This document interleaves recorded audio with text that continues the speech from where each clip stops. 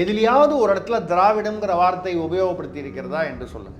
British பிரித்தாளும் சூழ்ச்சிக்காக இந்த ஆரியர் திராவிடர் என்ற ஒரு பிரிவினையை ஏற்படுத்தினார்கள். பிரிட்டிஷ்காரர்களால், இந்த கால்டுவெல், இவங்க இந்த போப்பு, ஜியு போப்பு இவர்கள் போன்றவர்களால் விதைக்கப்பட்ட விஷம்.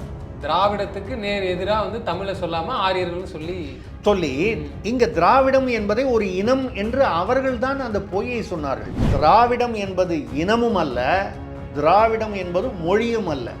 தமிழ்தான் மொழி, தமிழ்தான் இனம். திராவிடம் என்பது ஒரு புவியியல் அடையாளம். இப்போ உள்ள அரசியல் சூழ்நிலையை பொறுத்தவரை நீங்கள் அது கடவுள் மறுப்பு, பகுத்தறிவு, இதுதான் திராவிடம்னு சொல்லப்படுகிறது. இப்போ அப்போ திராவிடம் என்றால் சமூக நீதினா, அப்போ நாயன்மார்கள் காலத்தில் இருந்த காலத்துலலாம் சேர சோழ பாண்டியர்கள் காலத்தில் இருந்த சமூக நீதியெல்லாம் அப்போ திராவிடமா? அந்த திராவிடம்ன்ற வார்த்தையே வரலையே. பிராமண சமூகத்தில் தான் திராவிட என்கிற பெயர் வைக்கிறார்கள். இது வரைக்கும் உங்களுக்கு தெரியலன்னா இன்னைக்கு தெரிஞ்சுங்க. திராவிடத்துக்கு எதிரானது ஆரியம், பார்ப்பனியம் அப்படின்னு சொல்கிறது எவ்வளவு ஒரு பம்மாத்து, ஒரு பொய், ஒரு வேஷம். சில சுயநலவாதிகள் தங்களுக்காக ஏற்படுத்தி கொண்ட ஒரு மாயை, ஒரு பம்மாத்து. பம்மாத்து என்றால் இது ஒரு ஏமாற்று வேலை, அது ஒரு மாயை.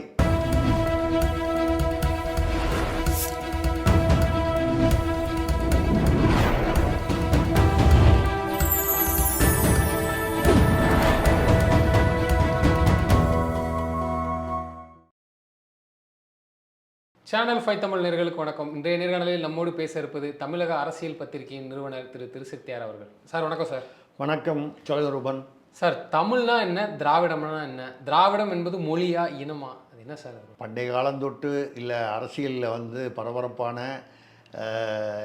பல பேர் இந்த கருத்து தெரிவித்த சூடான ஒரு கான்செப்டுன்னு சொல்லணும். இது என்ன கேட்டிங்கன்னா, திராவிடம் என்பது ஒரு மொழியா, ஒரு இனமான்னு கேட்டிங்க. மொழியா அப்படின்னு கேட்டால், திராவிட மொழிகள் என்று சொன்னால் தமிழ், தெலுங்கு, மலையாளம், கன்னடம், அப்புறம் துளு, இதெல்லாமே திராவிட மொழிகள்னு சொல்லப்படுபவை. ஆனால் இவை எல்லாவற்றிற்கும் ஆதி தாய்மொழி என்றால் அது தமிழ் தான். தமிழிலிருந்து மற்ற மொழிகள் கிளை மொழிகளாக இருந்தன என்பது உண்மை. அந்த வகையில் திராவிடம்தான் தமிழ் அப்படின்னு சொன்னால், அப்போ நம்ம ஏன் தமிழ் மொழின்னு சொல்கிறோம்? அதை திராவிட மொழின்னே சொல்லலாமே. எங்கேயாவது ஒரு இடத்துல யாராவது திராவிட மொழின்னு இன்றைய அரசியல்வாதிகள், திராவிட அரசியல்வாதிகள் கூட யாரும் சொல்கிறதில்லை. தமிழ்னா தமிழ் மொழின்னு தான் சொல்கிறோம். நான் அதை விமர்சனமாக சொல்லலை. தமிழ் மொழியை தமிழ் என்று தானே சொல்லுவோம். தமிழ்நாட்டை தமிழ்நாடு என்று தானே சொல்ல முடியும். நீங்கள் திராவிட நாடுன்னு, தமிழ் தான் திராவிடம் என்றால் ஏன் அண்ணாதுரை அவர்கள் அறிவித்தார். அறிஞர் அண்ணா அவர்கள், அதுக்கு முன்னால் சங்கரலிங்கனார் போன்ற பலர் போராடினார்கள். மாப்போசி போன்றவர்கள் பலர் போராடினார்கள். அதாவது நான் சொல்வது பொதுவாக சொல்கிறேன், விமர்சனங்களை தவிர்த்து விட்டு சொல்கிறேன். போராடி தமிழ்நாடு என்ற பெயர், ஏன்னா அப்போ மதராஸ் மாகாணமாக இருந்தது. அப்போது ஆந்திராவில் சில பகுதிகள் இங்கே இணைந்திருந்தது, கர்நாடகாவில் சில பகுதிகள் இங்கே இணைந்திருந்தது, மராட்டியத்தின் சில பகுதிகள் இங்கே இணைந்திருந்தது, கேரளத்தின் பகுதிகள் இணைந்திருந்தது.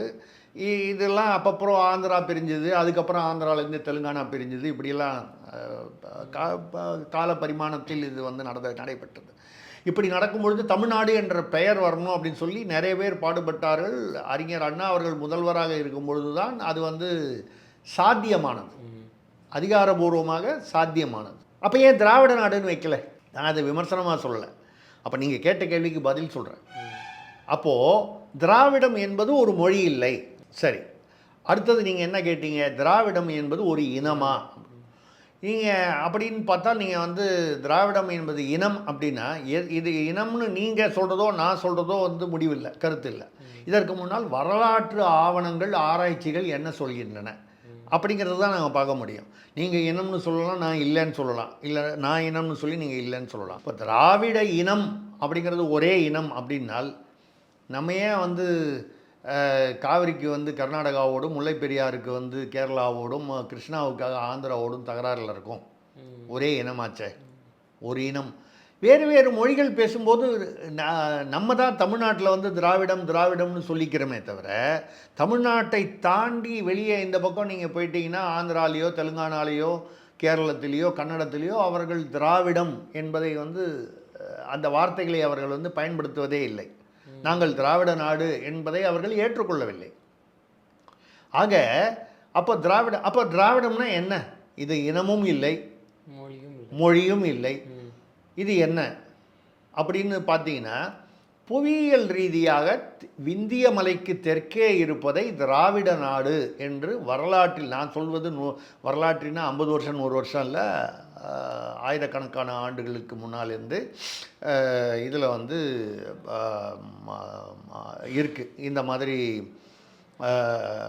இப்போ கூட சொல்லுவாங்க, ஒரு இதுவாக வந்து இந்து மதம் என்பது வெள்ளைக்காரர்கள் வந்த பிறகு தான் வந்து இந்து மதம் என்ற ஒன்றே உருவானது, அது வரைக்கும் இந்து மதம்னு ஒன்று கிடையவே கிடையாது.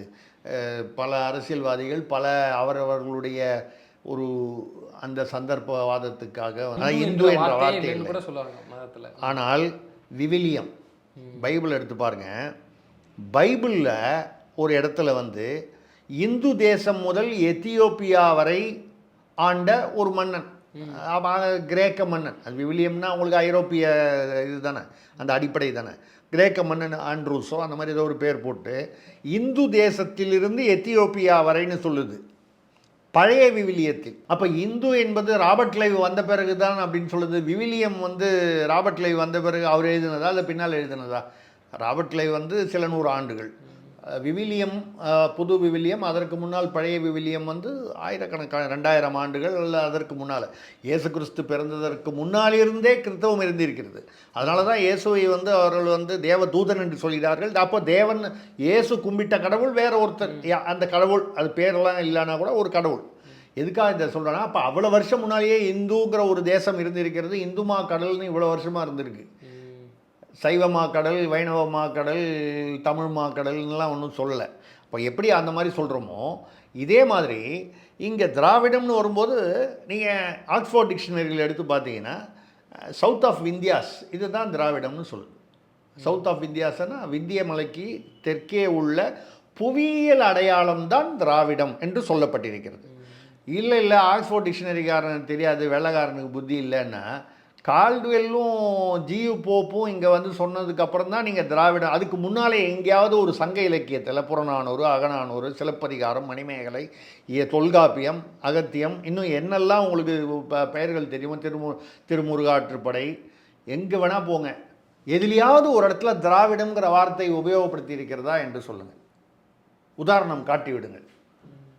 அப்படி இருந்தால் திராவிடம் என்பது ஒரு இனம் என்பதை ஏற்றுக்கொள்ளலாம்.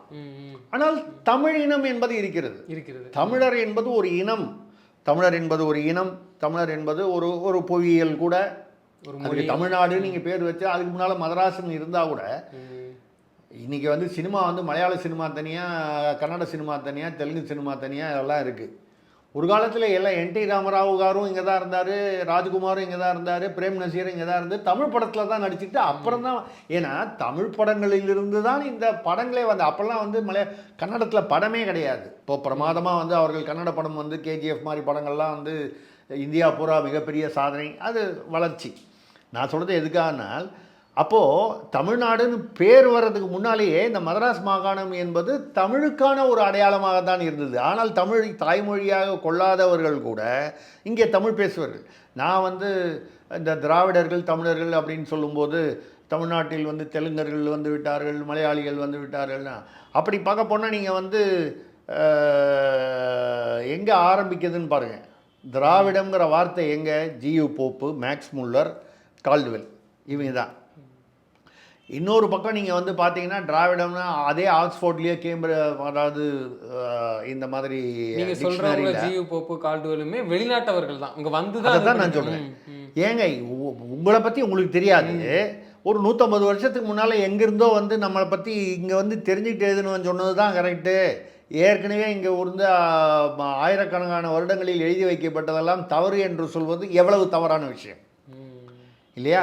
இப்போ ஏன்னா இந்த திராவிடம்னு சொல்லும்போது இந்த ஆரியவாதம் வருகிறது. திராவிடம்னா ஆரியமான ஒரு வாதமாக, திராவிடம்னாலே உடனே ஆரியம்னு வந்துடுது.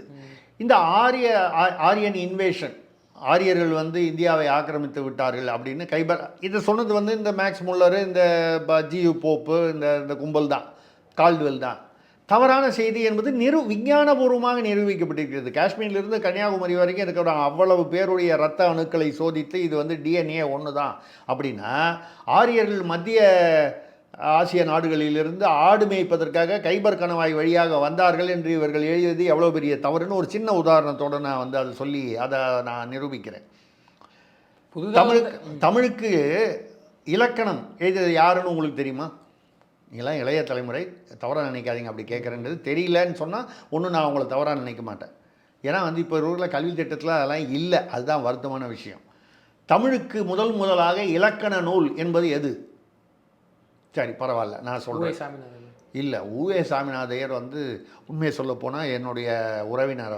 அவருடைய வம்சத்தில் வந்தவனானா அவர் வந்து சங்க இலக்கியங்கள், இந்த மாதிரி தமிழ் இலக்கியங்கள், புராணங்கள்லாம் வந்து எல்லார்கிட்டையும் இருந்தது. புத்தகமாக இல்லை, காகிதமாக. ஏன்னா காகிதம் கண்டுபிடிக்கப்பட்டதுக்கு முன்னால் ஓலைகளாக இருந்தது இல்லையா? அது இவர் வீட்டில் இருக்குது, அவர் வீட்டில் இருக்குது, அவர்கிட்ட இருக்குது, இவர்கிட்ட இருக்குன்னா தன்னுடைய சொத்துக்களை எல்லாம் விற்று வீடு வீடாக போய் தெருவாக ஊராக போய் இது எல்லாத்தையும் கொண்டு வந்து காகிதத்து வடிவில் புத்தகமாக போட்டவர் உவே சாமிநாதையர். மிகப்பெரிய, அதனால்தான் தமிழ் தாத்தா என்று அவர்களை சொல்கிறோம். தமிழ் இலக்கண நூல் நான் சொல்கிறது உவே சாமிநாதையருங்கிறதெல்லாம் வந்து எங்கள் பாட்டியுடைய தாத்தா. அப்படின்னா என்ன, 150 வருஷம் 100 வருஷம். நான் சொல்கிறது ஆயிரக்கணக்கான வருஷங்களுக்கு முன்னால். அகத்தியர்னு கேள்விப்பட்டிருக்கீங்களா? அகஸ்தியர்னு சினிமா கூட வந்தது, சீர்காழி கோவிந்தராஜன் நடிச்சிருப்பார்.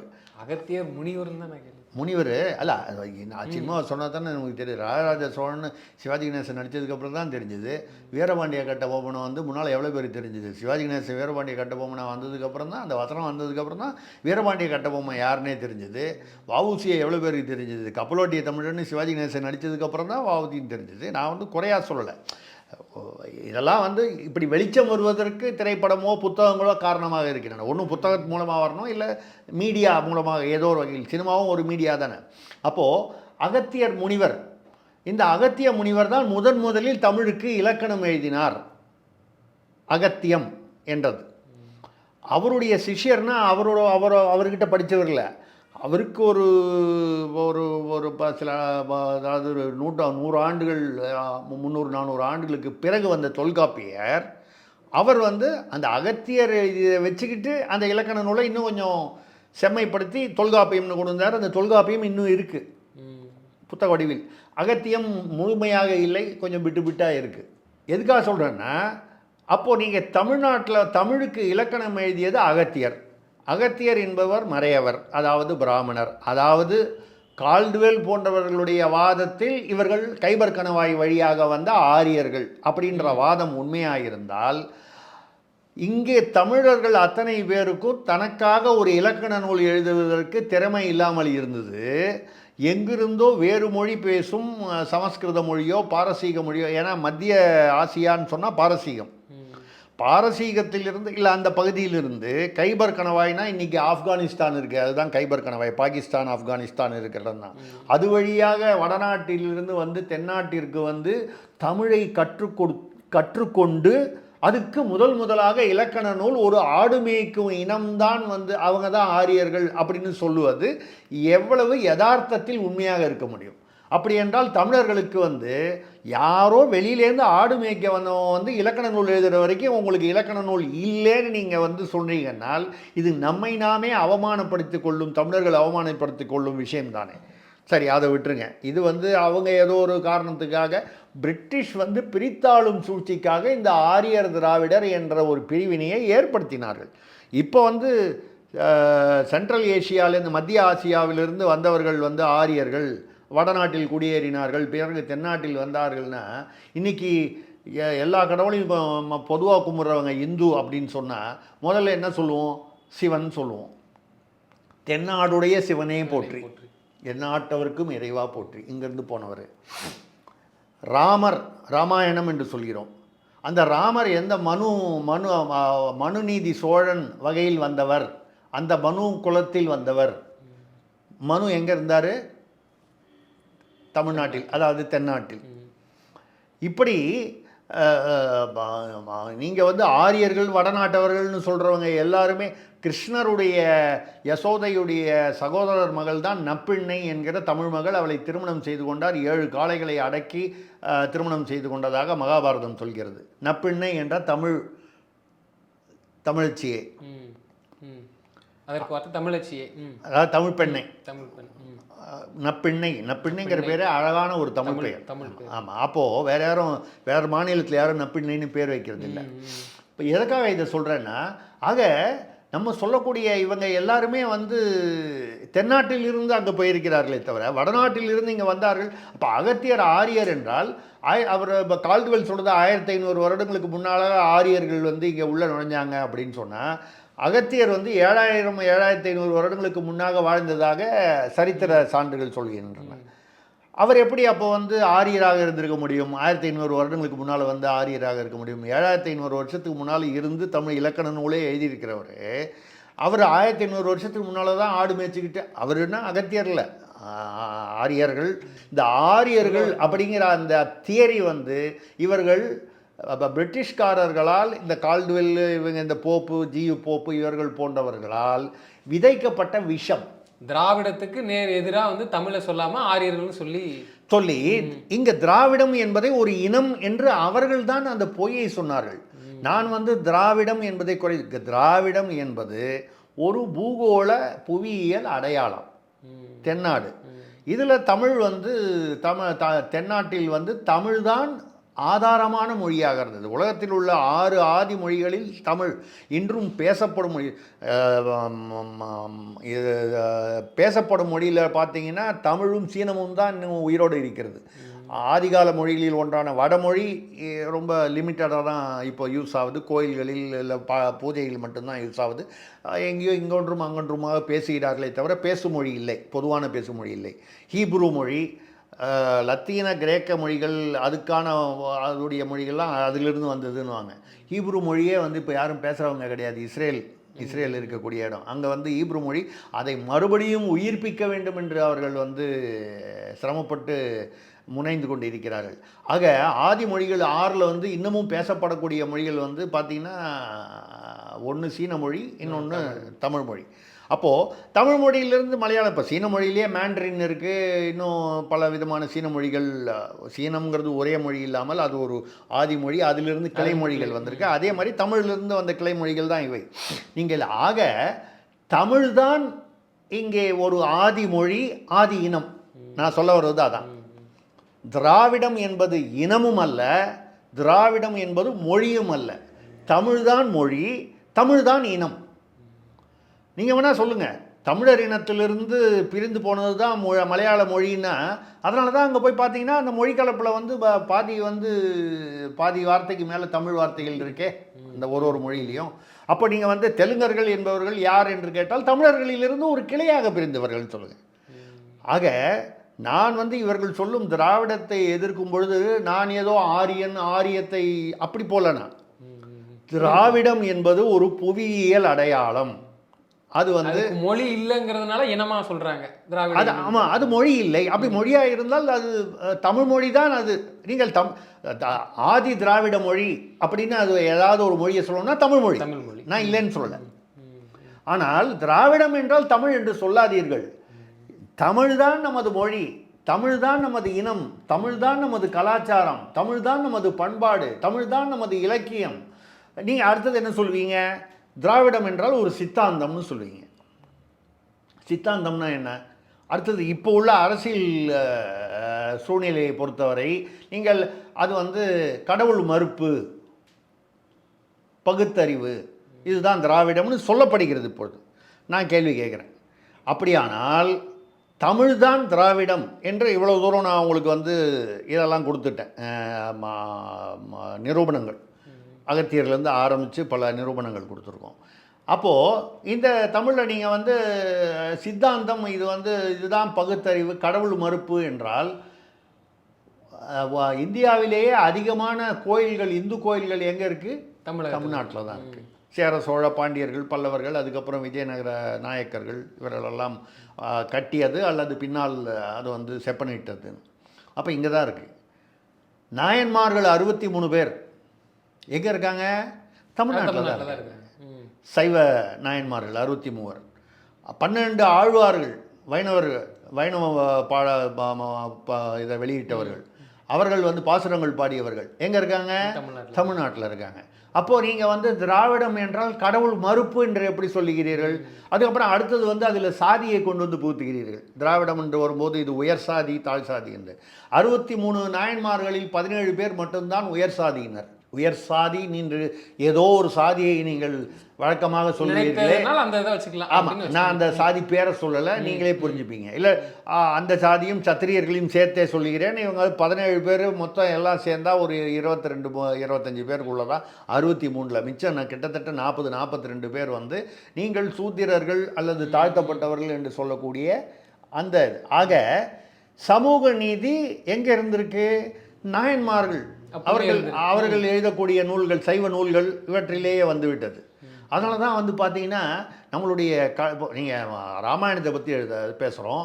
ராமாயணம் வந்து ஏதோ ஆரிய காவியம் அப்படின்னு பேசுகிறோம். ராமாயணத்தை எழுதியவர் யார்?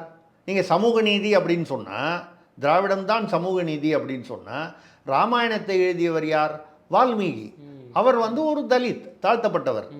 அதே மாதிரி மகாபாரதத்தை எழுதியவர் யார்? வேத வியாசர்.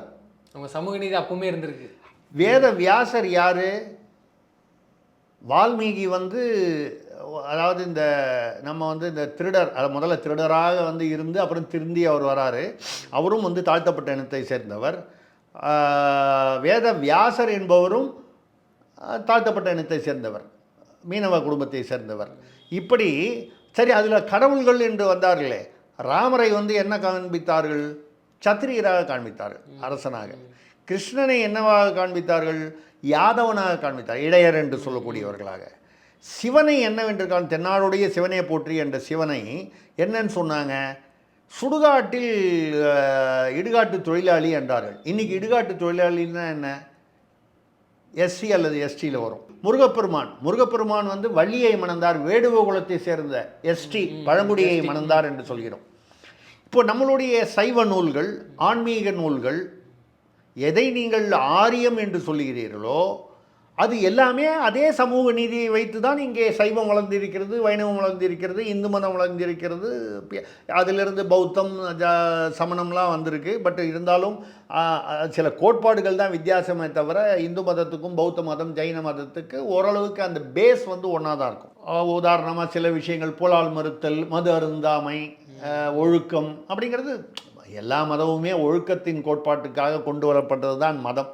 மதம் என்பதே மனிதனை வந்து ஒரு ஒழுக்க கோட்பாட்டுக்குள்ள ஒரு டிசிப்ளினில் கொண்டு வரணுங்கிறதுக்காக கொண்டு வரப்பட்டது தான் மதம். ஒரு மதம் ஒரு சூழ்நிலையில் வந்தது.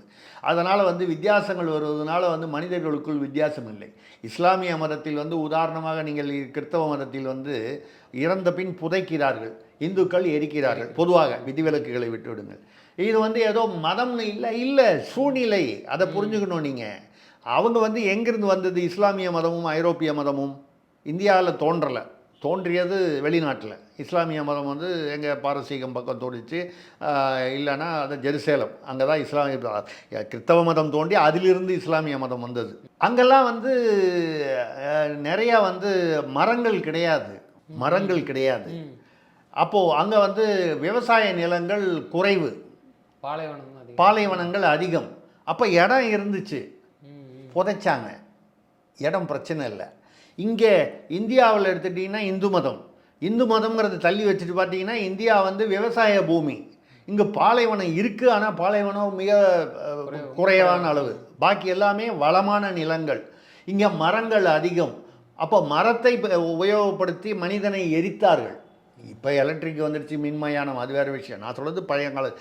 ஆக இந்த மத கோட்பாடுகளில் உள்ள வித்தியாசங்கள்லாம் வந்து ஏதோ பெரிய கொள்கையில் வித்தியாசம், ஒழுக்கத்தில் வித்தியாசங்கிறது இல்லை. அதுக்கப்புறம் பின்னால் வந்து அதை எப்படி கடைப்பிடிக்கிறார்கள் என்பதில் பலவிதமான பரிணாம வளர்ச்சிகள் பாசிட்டிவாகவும் வந்துடுச்சு, நெகட்டிவாகவும் வந்துடுச்சு. அதை விட்டுருங்க.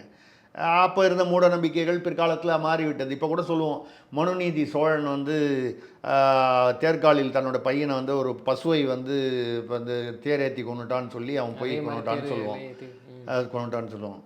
இன்னைக்கு மனுநீதி சோழன் மாதிரி யாராவது வந்து காரியத்தை கொண்டுட்டா, ஒரு அமைச்சரோட பையன் கொண்டுட்டாருன்னா அமைச்சர் வந்து தன் பையனை வந்து காரியத்தை கொண்டுடுவாரா? முதல்ல அது செய்வாரா? அடுத்தது அப்படி செய்தால் இந்தியன் பெனல் கோட் அது கூட பேர் மாறி போச்சு, பிஎன்எஸ்ன்னு. அதுக்குள்ளே சட்ட பெயர் கூட இப்போ மாற்றிட்டாங்க ஜூலைலேருந்து என்னமோ. இப்போ எதுக்காக சொல்கிறேன்னா, சட்டப்படி அப்போ வந்து மனுநீதி சோழன் வந்து பழைய ஐபிசியில் 302 கைது செய்யப்பட்டிருப்பார், பையனை வந்து கொண்டிருந்தால். இதை மாதிரி பல விஷயங்கள். சிபி சக்கரவர்த்தி வந்து தன்னுடைய தசையை அறுத்து புறாவுக்காக கொடுத்தான்னாங்க. இதெல்லாம் அந்தந்த சூழ்நிலைக்கு. கண்ணகி வந்து கோவலனை வந்து அரசன் வந்து தவறான முடிவால் வந்து கொன்று விட்டான் அநியாயமாக என்று கோபித்து கொண்டு அந்த அரசன் வாழ்ந்த மதுரையே வந்து பற்றி எரியும்படி செய்தால் இன்றைக்கி ரைட்டிங்கில் பிடிச்சி கண்ணகி உள்ளே போட்டிருப்பாங்க. அந்தந்த கால சூழ்நிலைக்கு ஏற்பட மாதிரி இலக்கியங்கள், வரலாறுகள், புராணங்கள் அதை ஒட்டிய இதெல்லாம் வந்து மாறுது. அந்த வகையில் இதுதான் இது பாரு. அப்போ நீங்கள் திராவிடம்னு சொல்லும்பொழுது இது பகுத்தறிவு அப்படின்னு சொன்னால் அதே திராவிடத்தில் தானே நம்ம வந்து நீங்கள் வந்து எதை வந்து மூட நம்பிக்கை என்று சொல்லுகிறீர்கள்?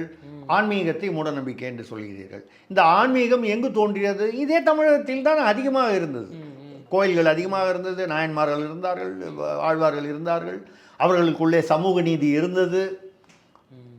அப்போ திராவிடம் என்றால் சமூக நீதினா அப்போ நாயன்மார்கள் காலத்தில் இருந்த காலத்துலலாம் வந்து சேர சோழ பாண்டியர்கள் காலத்தில் இருந்த சமூக நீதியெல்லாம் அப்போ திராவிடமா? அந்த திராவிடம்ன்ற வார்த்தையே வரலையே. அப்போ திராவிடம் என்பது தான் சமூக நீதி இல்லை. திராவிடம் வந்து திராவிடத்தில் சமூக நீதி இருக்கிறதா? சரி, திராவிடம் என்று பேசும் ஒரே மாநிலம் தமிழ்நாடு. தமிழ்நாட்டில் இது வரைக்கும் எவ்வளவு தலித் முதலமைச்சர்கள் வந்து இருக்கிறார்கள்? இது கூட ஒரு தலித் பேசியிருக்கிறார்கள்.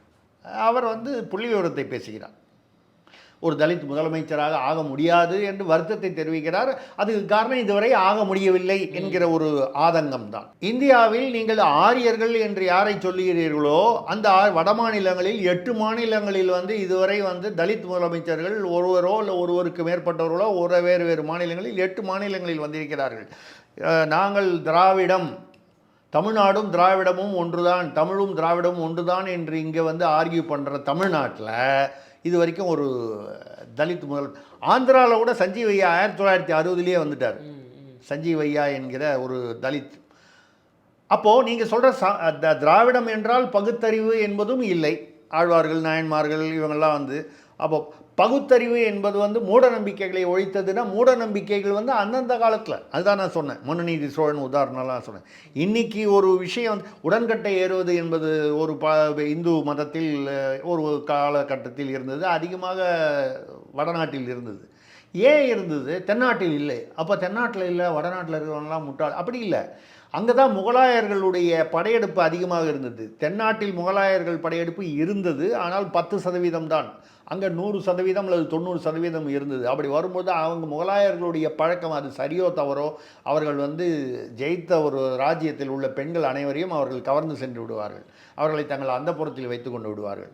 அதற்கு பயந்து கொண்டு தாங்களே தன்னுடைய கணவர் போரில் இறந்து விட்டால், அரசர் இறந்து விட்டால் இந்த ராணியை இறந்துருவாங்க. அதே மாதிரி தோழிகள், மற்றவர்கள்.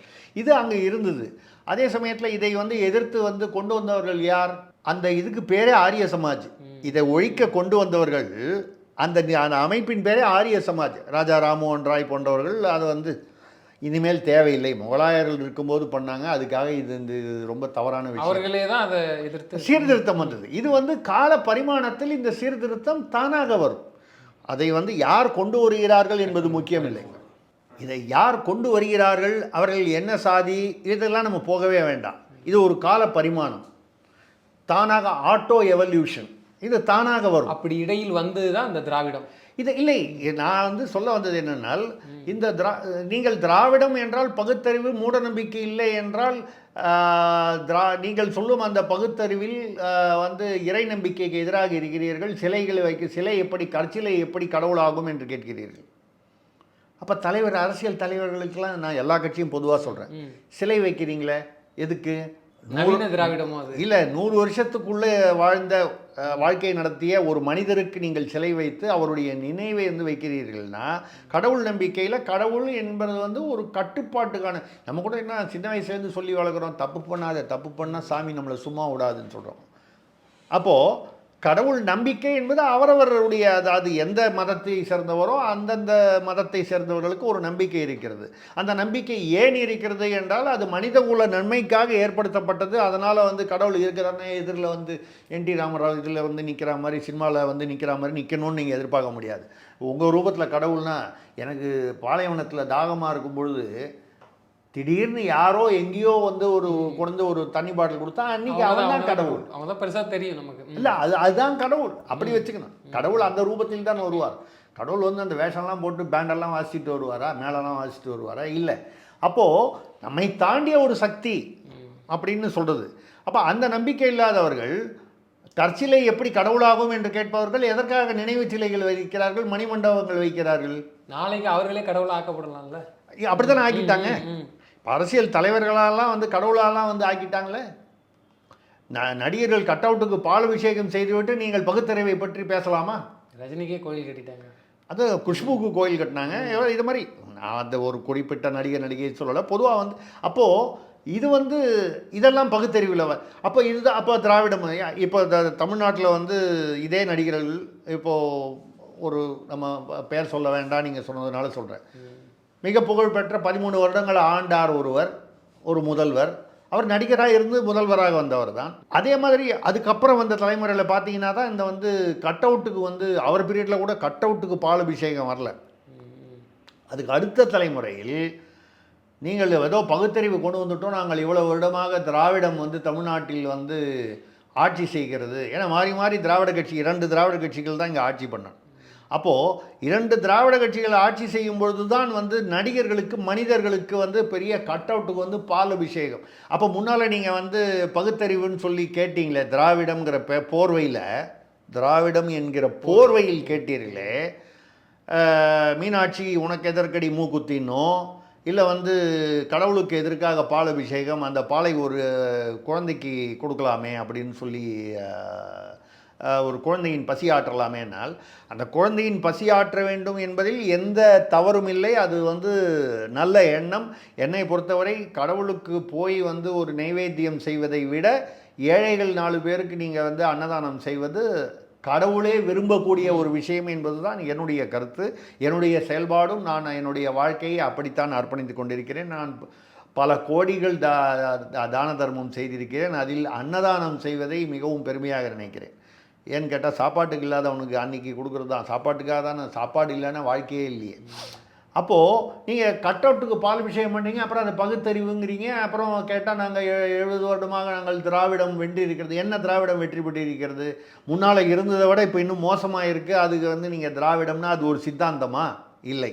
தமிழுக்கு எதிரானது தான் இப்போ திராவிடமா? தமிழை நீங்கள் அதை திராவிடம் எங்கே ஆரம்பிச்சு? ஒரு பக்கம் அவங்க நேர் எதிராக பார்க்குறது திராவிடம்னா ஆரியரை கொண்டு வராங்க. அது வந்து ஒரு குறிப்பிட்ட சாதிக்கு எதிராக கொண்டு வரப்படுது. அதான் திட்டமிட்டு அப்போ தமிழுக்கு வெளிப்படையாக இப்போ தெரிய வருதுன்னா தமிழுக்கு எதிராக. பச்சையாக சொல்லணும்னா ஹோம் ரூல் இயக்கம்னு 1912 1920களில் வந்து வெள்ளைக்காரன் இருக்கும்பொழுது தனியாக ஒரு ஹோம் ரூல் இயக்கம்னு வந்தது. அன்னி பெசன்ட் அம்மையார் அவர்கள், பாலகங்காதர திலகர் போன்றவர்கள் கொண்டு வந்தார்கள். என்னன்னா, நம்மளே நம்மளை ஆட்சி செய்யணும். ஹோம் ரூல், நம்ம இந்தியர்களே ஆட்சி செய்ய வேண்டும். அப்போது இந்த அன்னி பெசண்ட்டுங்கிறவங்க வெளிநாட்டிலேருந்து அயர்லாண்டு, அதே இங்கிலாந்துக்கு பக்கத்தில் இருக்கக்கூடிய அப்போது தனி நாடாக இருந்தது. அப்புறம் அது யுனைடெட் கிங்டம்னு ஒன்றாயிடுச்சு. இந்த அயர்லாந்திலிருந்து வந்தவர்கள். அப்பொழுது இங்கே உள்ள நீதி கட்சியை சேர்ந்தவர்கள். இவர்கள் தான் இந்த திராவிடம் என்ற வார்த்தையை ஆரம்பித்து வைத்தவர்கள் நீதி கட்சி. இவர்கள் வந்து இவங்க வந்து அந்த அம்மாவை பார்த்து என்ன சொன்னாங்க? கொச்சையாக சொல்கிறேன், தவறாக நினைக்க வேண்டாம், ஐரிஷ் பாப்பாத்தி என்று சொன்னார்கள். அவங்க என்ன சொல்கிறாங்க? நம்மளே ஆட்சி புரியனா வெள்ளைக்காரனை வெளியில் போகணுன்றாங்க. அந்த அம்மா வெள்ளைக்காரியாக இருந்து கொண்டு ஏன் அவங்க என்ன, அது காரணம் என்ன சொன்னாங்கன்னா, இதே மாதிரி தான் எங்கள் ஊர்லேயும் வந்து உட்காந்துட்டாங்க பக்கத்து நாட்டுக்காரன், இங்கிலாந்துக்காரன். நானும் வெள்ளைக்காரி, ஆனால் வந்து என் நாட்டில், ஐரிஷ் நாட்டில் வந்து அவன் உட்கார்ந்தது எனக்கு பிடிக்கல. அவங்க வந்து இந்தியாவில் வாழறாங்க. அப்போ இந்தியாவிலையும் அதே ரூல் தானே, நியாயம் தானே, ஒரே சட்டம் ஒரே கொள்கை தானே, அந்த வகையில் வந்து இருந்தார்கள். அப்படி இங்கே வந்து நீங்கள் வந்து திராவிடம் என்பது வந்து அப்படி ஒரு நீங்கள் வந்து சித்தாந்தம்னு சொல்கிறதுக்கு இல்லை, பகுத்தறிவுன்னு சொல்ல முடியல. எப்போ ஏன் உங்களுக்கு இந்த திராவிடம்ங்கிற ஒரு வார்த்தையை உருவாக்கினார்கள்? உங்களுக்கு ராகுல் டிராவிடுன்னு கிரிக்கெட் வீரர் தெரியும் இல்லையா? அந்த டிராவிடுங்கிற பேர் அவருக்கு எப்படி வந்தது தெரியுமா? பிராமண சமூகத்தில் தான் திராவிடு என்கிற பெயர் வைக்கிறார்கள். இது வரைக்கும் உங்களுக்கு தெரியலன்னா இன்றைக்கி தெரிஞ்சுங்க. ஆந்திரா பக்கம் போனீங்கன்னா ஒரு ஊர் பேர் சொல்லி அந்த ஊர் திராவிடுன்னு சொல்லுவாங்க. கோனூர் திராவிடு, புதுப்பாக்கன் திராவிடு, நம்ம ஊரில் வந்து திருச்சி திராவிடு, மதுரை திராவிடுன்னு சொல்கிற மாதிரி ஒரு ஊர்லேயும் திராவிடு. அந்த எல்லா திராவிடுகளுமே பிராமணர்கள். அப்போ நீங்கள் வந்து இங்கே திராவிடம் என்றால் ஆரியர்கள், பார்ப்பனவாதத்திற்கு எதிரானவர்கள் திராவிடர்கள், இல்லை திராவிடத்துக்கு எதிரானது ஆரியம், பார்ப்பனியம் அப்படின்னு சொல்கிறது எவ்வளவு ஒரு பம்மாத்து, ஒரு பொய், ஒரு வேஷம். இது திராவிடுங்கிறது தான் ஒரு பிராமண ஜாதி ஐயா, நான் சொல்லலை. கூகுளில் போய் விக்கிபீடியாவில் பாருங்கள். ராகுல் டிராவிடுங்கிறது ஒரு கிரிக்கெட் பிரபலங்கிறதுனால சட்டுன்னு உங்களுக்கு உதாரணம் புரியுங்கிறதுனால சொன்னேன். டிராவிடுங்கிறது ஒரு பிராமண ஜாதியில் ஒரு உட்பிரிவு. அப்போ எப்படி நீங்கள் நாங்களாம் திராவிடர்கள்னு சொல்கிறீங்க? நான் வந்து நீங்கள் உங்களை என்ன ஜாதின்னு உங்கள் இஷ்டம். ஆனால் யாருமே எந்த ஜாதியிலும் அப்ளிகேஷன் போட்டு ரெக்கமெண்டேஷனோட பிறக்கிறது இல்லை. நான் என் ஜாதியில் பிறந்தேன்னா நானாக பிறந்தேன். அப்ளிகேஷன் போட்டு வாங்கிறதுக்கு இது என்ன வேலையா, ப்ரொஃபஷனாக, கம்பெனியா? அது இல்லை. ஒரு மதத்தில் பிறக்கிறான், அப்புறம் மதம் மாறுறது அது வேறு விஷயம். ஒரு மதத்தில் பிறக்கிறான் என்றால் அவனுடைய தாய் தந்தையுடைய காரணத்தினால அவன் வந்து அந்த மதத்தில் பிறக்கிறான். தாய் தந்தை வேறு மதத்தை சேர்ந்தவர்களாக, வேறு சாதிகளை சேர்ந்தவராக இருந்தால் ஏதோ ஒரு கலப்பினத்தில் பிறக்கிறான். ஆக இந்த சாதி என்பது வந்து ஒரு இயல்பாக வந்தது. அது பின்னால் வந்து அதனுடைய விளைவுகள் வந்து நல்ல விளைவுகள் சில, மோசமான விளைவுகள் பல என்று ஆகிவிட்டது. அப்போது நீங்கள் எப்போ வந்து இது வந்ததுன்னு சொன்னால், அந்த ஒரு குறிப்பிட்ட உயர் சாதிக்கு எதிராக ஓமுரல் இயக்கம் ஒரு உதாரணம், அதுக்காக தான் சொன்னேன். அப்போ எதிர்த்து அந்த பீரியடில் 1920க்கு அப்புறம் வந்து இங்கே வந்து தமிழ்நாட்டில், அப்போ தமிழ்நாடு இல்லை, இங்கே பிராமணர்களுக்கு தான் ஏன் வந்து அப்போ ராஜாஜி வந்து இதை வந்து ஹோம்ரூல் இயக்கத்தை ஆதரித்தார். ஒன்றும் இல்லை, நான் இந்தியர்கள் இந்தியாவை ஆள வேண்டும் என்கிற ஒரு கொள்கையை எத்தனையோ பேர் ஆதரித்தார்கள். திராவிடத்தின் தந்தை என்று சொல்லப்படுபவர் வந்து இந்தியாவிற்கு சுதந்திரமே வேண்டாம், கொடுக்க வேண்டாம் என்று பிரிட்டிஷ் மகாராணிக்கு கடிதம் எழுதியெல்லாம் சரித்திரம். நாங்கள் தொடர்ந்து தென்னிந்தியாவை வந்து பிரிட்டிஷ் சாம்ராஜ்யத்துக்குள்ளேயே வைத்து கொள்ளுங்கள், பிரிட்டிஷ்காரர்கள் இங்கிருந்து வெளியே போய்விட்டால் இந்தியர்களால் ஒரு குண்டூசியை கூட உருவாக்க முடியாது என்று சொன்னதெல்லாம் யார் சொன்னார்கள் என்பதெல்லாம் வரலாறு. ஆனால் ஏன் அங்கே திராவிடம் என்று வந்தது என்றால், தமிழ்நாட்டில், அதாவது தமிழ்நாடு என்று இப்பொழுது சொல்லப்படும் அன்றைய மதராஸ் மாகாணத்தில் தமிழர்களை தவிர பிற கிளை மொழிகளை சேர்ந்தவர்கள், தெலுங்கர்கள், கன்னடர்கள், மலையாளிகள், துளு, இங்கே எல்லாருமே இருந்தார்கள். இவர்கள் இந்த இடை உயர் சாதி அப்படின்னு சொல்லக்கூடிய அந்த சாதியினரை சேர்ந்தவர்கள். ஒரு குறிப்பிட்ட உயர் சாதியினர் மட்டுமே பல கல்வி மற்ற அரசு பதவிகள், முக்கியமான பதவிகளில் இருப்பதை அவர்கள் விரும்பவில்லை. அது சரியா தவறா என்பது வந்து யார் மேலே தவறு யார் மேலே தவறுங்கிறது அந்த சூழ்நிலையில் இவர்கள் ஒன்று சேர்ந்து ஒரு குறிப்பிட்ட உயர் சாதிக்கு எதிரான ஒரு இயக்கமாக தொடங்கப்பட்டது தான் அந்த நீதி கட்சி. அந்த நீதி கட்சி தான் இந்த திராவிடம் என்கிற வார்த்தையை கொண்டு வந்தது. நாளடைவில் இது என்னாச்சு, அந்த ஒரு குறிப்பிட்ட உயர் சாதிக்கு எதிரான மற்றவர்கள், அப்போ இவர்களை திராவிடர்கள் என்றும் அவர்களை ஆரியர்கள் என்று அப்படி சொல்லி ஒரு பிரிவினையை உண்டாக்கினார்களே தவிர, அந்த நீதி கட்சியிலிருந்து தான் திராவிட கழகங்கள் வந்தன. திராவிட கழகங்களிலிருந்து அதுக்கப்புறம் அரசியல். இப்போ திராவிடம்ங்கிறது வந்து ஒரு பெயரளவில் வந்து எல்லாரும் சேர்த்துக்கிறாங்க. யார் ஆரம்பித்தாலும் கிரிக்கெட் கிளப்புன்னு ஆரம்பினா திராவிட கிரிக்கெட் கிளப்புன்னு கூட பேர் வச்சுக்கலாம். அந்த மாதிரி அது ஒரு ஃபேஷன் மாதிரி ஆயிடுச்சு இப்போது. ஆக ஒரு அரசியல் கட்டாயத்துக்காகவும் சமூகத்தில் சில லாபங்கள் கருதியும் சரி அப்படி வந்து பண்ணாங்க இல்லையா, அவ்வளவு வந்து அந்த ஒரு உயர் சாதிக்கு எதிராக வந்து இன்று வரை தமிழ்நாட்டில் ஒரு தலித் முதல்வர், தாழ்த்தப்பட்ட முதல்வர் வரவில்லையே. அப்போது இந்த சாதி கூடாது, சரி அப்போ கீழே இருக்கிறவனை கொண்டு வந்துட்டீங்களா, இல்லை இங்கே இருக்கிறவன் தான் வந்து வரணும் அப்படின்னால், இது ஒரு சாதி ரீதியாக ஒரு சில சாதிகள், ஒரு சில சமுதாயத்தின் மக்கள் வந்து தங்களுக்கு வந்து முன்னேற்றம் வர வேண்டும் என்பதற்காக, பொதுவான சமூக நீதிக்காக என்று சொன்னால் தலித் முதல்வராக இருக்க வேண்டும் தமிழ்நாட்டில், ஆகலை.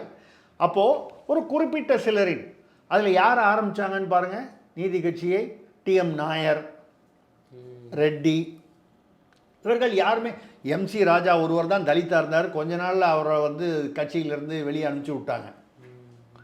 அப்போது இவர்கள் சமூக நீதிக்காக திராவிடம் பிறந்தது என்பது சொல்லும்போது அங்கேயே அடிபட்டு போச்சு. எம்சி ராஜா போன்றவர்களை வந்து நீங்கள் எப்போ வெளியே அமிச்சிங்களோ இன்னி வரைக்கும் தமிழ்நாட்டில் ஒரு தலித் முதல்வர், நான் எந்த கட்சியும் சொல்லவில்லை, இது 3 தான் ஆட்சி நடந்திருக்கு. இந்த 3 ஆட்சியிலுமே எந்த தலித்தும் வரல. கக்கன் வந்து மந்திரியாக இருந்தார், முதல் மந்திரியா இல்லையே, காவல்துறை மந்திரியா முதல்வராக இருந்தாரா இதுவரை ஒரு தலித்? கக்கன் எதுக்காக சொல்கிறேன்னா நேர்மைக்கு பெயர் பெற்றவர். அவரை மாதிரி இன்னும் நிறைய பேர் நேர்மைக்கு பெயர் பெற்றவர். கம்யூனிஸ்ட் தலைவர் ஜீவாலாம் எடுத்துக்கிட்டிங்கன்னா நேர்மைக்கும் எளிமைக்கும் பெயர் பெற்றவர்கள். அந்த மாதிரி நிறைய அந்த காலத்தில் இருந்தாங்க. இப்போது அப்படி பார்க்கறது ரொம்ப அபூர்வமாக போச்சு. அது காலத்தின் கட்டாயம். அது பரிமாண வளர்ச்சியா அல்லது நம்ம வந்து அது தளர்ச்சியா அப்படின்னா அது அவங்கவுங்களோட முடிவு. எதுக்காக சொல்கிறேன்னால், ஆக இந்த திராவிடம் என்பது இனம் அல்ல, மொழி அல்ல, சித்தாந்தம் அல்ல. ஏன் சித்தாந்தம் இல்லைன்னா, நீங்கள் சொல்கிற அந்த சித்தாந்தம்லாம் வந்து இங்கே உள்ள ஏற்கனவே தமிழ்நாட்டில் நாயன்மார்கள் சொல்லிட்டோம் நம்ம இல்லை. சமூக நீதிக்காக அப்படி தான்னு சொன்னீங்கன்னா இல்லை, நீங்களே முதல்ல சமூக நீதியை பின்பற்றதில்லை. அது மட்டும் இல்லாமல் ஏற்கனவே நீங்கள் சொன்ன பண்டை தமிழகத்திலேயே இந்த சமூக நீதி இருந்திருக்கிறது. அப்போ நீங்கள் புதுசாக ஒன்றும் திராவிடம் வந்து தான் சமூக நீதினு சொல்கிறதுக்கு ஒன்றும் இல்லை. அப்போ இதெல்லாம் எதுவுமே இல்லைன்னா வந்து அப்போ அந்த திராவிடம்ங்கிறது என்ன? அது ஒரு மாயை, திராவிட மாயை. அவர்கள் தேவைக்காண்டி ஏற்படுத்திக்கிட்ட ஒரு சிலருடைய, ஒரு சில சமூகத்தினருடைய தமிழை தவிர பிற மொழிகளை தாய்மொழியாக கொண்டு ஆனால் தமிழ்நாட்டில் வாழ்ந்து கொண்டிருந்தவர்கள் தங்கள் சுயநலங்களுக்காக, அதை நான் தவறு என்று விமர்சிக்கவில்லை. அவர்கள் அந்த நேரத்தில் நம்ம எப்படி முன்னேறணும்னா இது ஒரு வழி அப்படின்னு பார்த்தாங்க. அந்த வகையில் ஏற்படுத்தி கொண்ட ஒரு மாயை தான் இந்த திராவிடம். திராவிட மாயை என்ற புத்தகம் கா சுப்பு என்பவர் எழுதிய போது முதலாக அதை பதிப்பிட்டவன் என்ற முறையில் தைரியமாக பதிப்பிட்டவன். ஏன்னா அந்த பீரியடில் வந்து ஒரு 10 இடத்துல அவர் அதை பதிப்பு பண்ணணும்னு போனபோது பெரிய பெரிய பதிப்பகங்களெல்லாம் பயந்து கொண்டு அரசியல் சூழ்நிலைகளை மனதில் கொண்டு அதை வந்து மறுத்துட்டாங்க.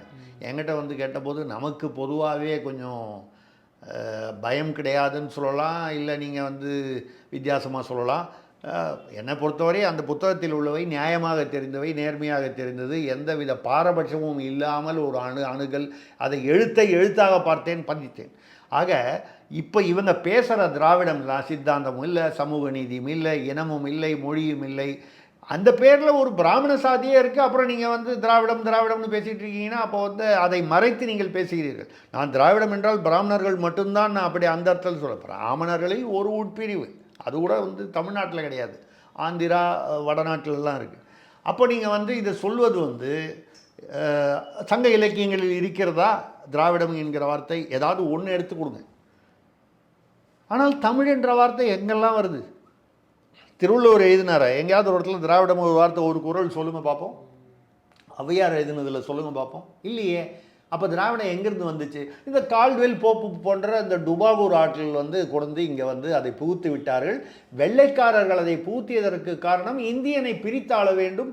அப்படி பிரித்தாள வேண்டும் என்றால் என்னென்ன, ஏன்னா அவங்க வந்து ஐரோப்பியாவிலிருந்து வந்தது தான் கிறிஸ்தவ மதம். கிறிஸ்தவ சகோதரர்கள் இந்தியர்களை நான் வந்து சகோதரர்கள் தான். அவர்கள் மதம் மாறி இருந்தால் கூட நம்ம பக்கத்து வீட்டுக்காரன் நம்ம சகோதரனாக இருந்தவன் தான் இன்றைக்கி மதம் மாறி இருக்கான், அவனுக்கு பிடிச்சிருக்கு மாறி இருக்கான், அதில் ஒன்றும் தப்பில்லை. அதே மாதிரி தான் இஸ்லாமியர்களும் மாறியவர்கள். இவர்கள் யாரும் அரேபியாவிலிருந்து இங்கே வந்து செட்டில் ஆனவங்களா இன்றைக்கி தமிழ்நாட்டில் இருக்கிற இஸ்லாமியர்கள் இல்லை. இவர்கள் தமிழர்கள், நம்ம ஊருக்காரங்க, நம்ம சகோதரர்கள். ஆனால் அவன் ஏன் அதை செஞ்சான்னா, இந்து மதத்தை இந்தியாவை உடைக்க வேண்டும் என்றால் இந்தியாவின் பெரும்பான்மையாக அப்பொழுது அது ஏறத்தாழ முழுமையாக நிறைந்திருந்த அல்ல பெரும்பான்மையாக இருந்த அந்த இந்து மதத்தை உடைக்க வேண்டும் என்றால் இந்த சாதியை கையில் எடுக்கணும்னு சொன்னான். அதுக்கப்புறம் இந்த தென்னாட்டுக்கும் வடநாட்டுக்கும் ஆக விடாமல் பண்ணணும்னு பார்த்தான். அப்போ அந்த ஆரிய திராவிட வாதத்தை கொண்டு வந்தான். ஏங்க ஹரப்பா காலத்திலிருந்தே சிவனும் முருகனும் வந்து அடையாளம் இருக்குது. அப்போ ஆரியமாக திராவிடமா? அது ஹரப்பாங்கிறது ஹரப்பா மோஞ்சாதவரோன்னு சொல்லுவோம், சரித்திரத்தில் இப்போ ஸ்கூலில் படிச்சிருப்பீங்க. அப்போ அந்த பீரியட்லேருந்தே இருக்குங்கும் பொழுது இந்த ஆரிய திராவிட வாதம் இது வந்து ஒரு சௌகரியத்துக்காக பின்னாளில் கொண்டு வரப்பட்டது. ஒரே வார்த்தையில் நான் முடிக்கணும்னா, திராவிடம்னா சித்தாந்தம் இல்லைங்கிறீங்க, இனம் இல்லை, மொழி இல்லைங்கிறீங்க, பகுத்தறிவு இல்லைங்கிறீங்க, சமூக நீதி இல்லைங்கிறீங்க. என்ன தான் அது திராவிடம் என்றால், சில சுயநலவாதிகள் தங்களுக்காக ஏற்படுத்தி கொண்ட ஒரு மாயை,